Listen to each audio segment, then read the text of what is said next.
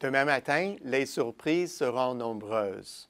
Nous espérons qu'elles seront agréables après une année émaillée de surprises douloureuses qui s'inscrivent dans la suite d'une tendance affirmée en l'ère de l'après-crise, où les surprises sont si fréquentes qu'on estime qu'elles font partie d'une série et où on demande aux économistes d'envisager de simplement les intégrer à leur modèle et aux entreprises leur plan de gestion des risques.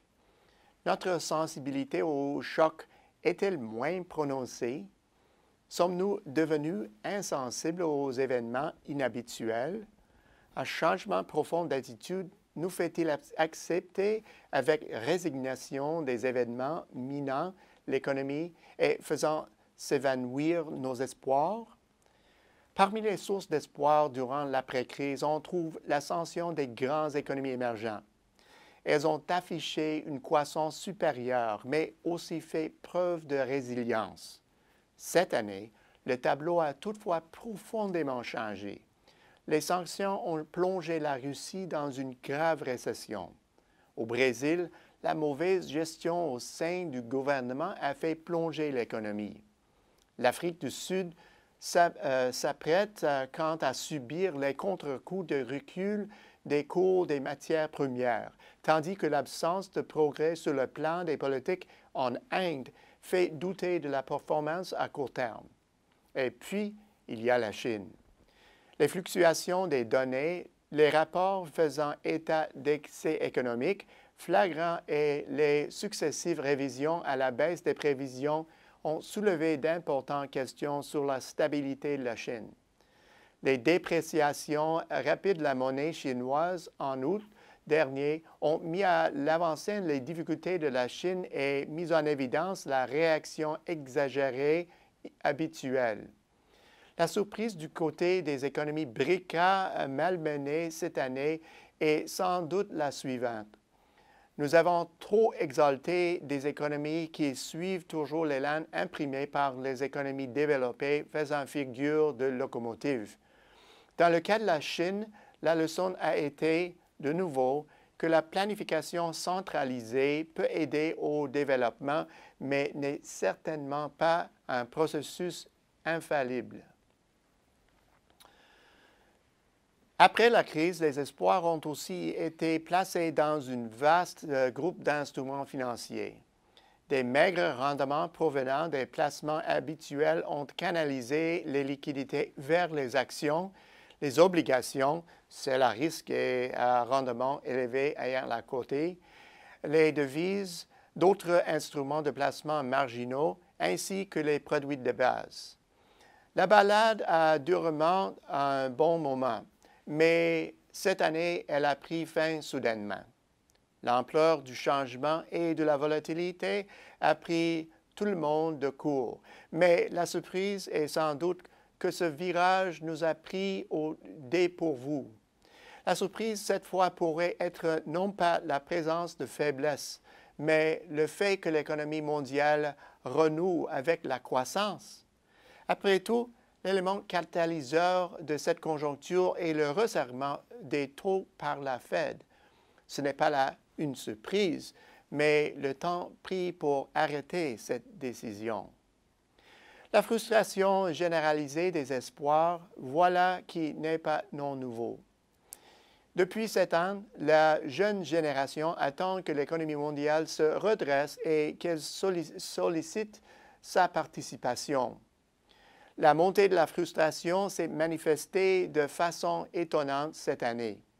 Par exemple, que dire du mouvement généralisé d'affirmation? Cela faisait longtemps que des pays non membres de l'OCDE en général et de l'OTAN en particulier n'avaient pas usé de leur force. Mais cette année a été le théâtre de nouveaux engagements de la part de la Russie, de l'Arabie saoudite. De plus, ces pays sont dans une large mesure demeurés incontestés par les autorités établies, ce qui a peut-être ouvert la porte à d'autres désirant faire de même. La frustration a pris d'autres formes. la crise des migrants aurait atteint un sommet si on considère le total mondial du nombre de déplacés. La colère suscitée par un terrorisme maintenant à nos portes alimente des réactions favorisant des politiques nationales plus fermes. En France, au Royaume-Uni, en Allemagne et de façon très évidente dans le processus électoral américain où s'expriment des propos teintés de rancœur. Mais il y a eu d'autres réactions, comme les pourparlers lors de la COP21 à Paris. Les discussions sur la gestion de l'environnement se poursuivent depuis des décennies et malgré des moments charnières, on constate un faible consensus entre les parties. Cette fois, l'accord général des 180 pays présents constitue sans doute une surprise et l'élément marquant de l'accord de Paris. Le temps nous dira si cet accord changera vraiment la donne. Ce mouvement planétaire semble avoir eu des répercussions notables sur le Canada cette année. Bénéficiaires du boom dans les ressources naturelles, nous avons été touchés par la chute des cours et les craintes d'une récession plus tôt cette année. La tenue d'élections déterminantes cette année a amené un changement majeur au niveau fédéral en Alberta, où les conservateurs incontestés ont été inquiétés, et à Terre-Neuve et Labrador, où le parti depuis longtemps en place s'est vu montrer la porte. Est-ce une surprise? Puis, il y a disposition apparente des consommateurs canadiens à délier à nouveau des cordons de leur bourse. Au bout du compte, devant une économie engourdie par des années de chocs et une croissance à tonnes, il n'est pas aisé de désigner un événement marquant comme surprise de l'année 2015. Parmi cet amalgame d'événements, on trouve de multiples signes d'une détermination grandissante à améliorer notre sort collectif.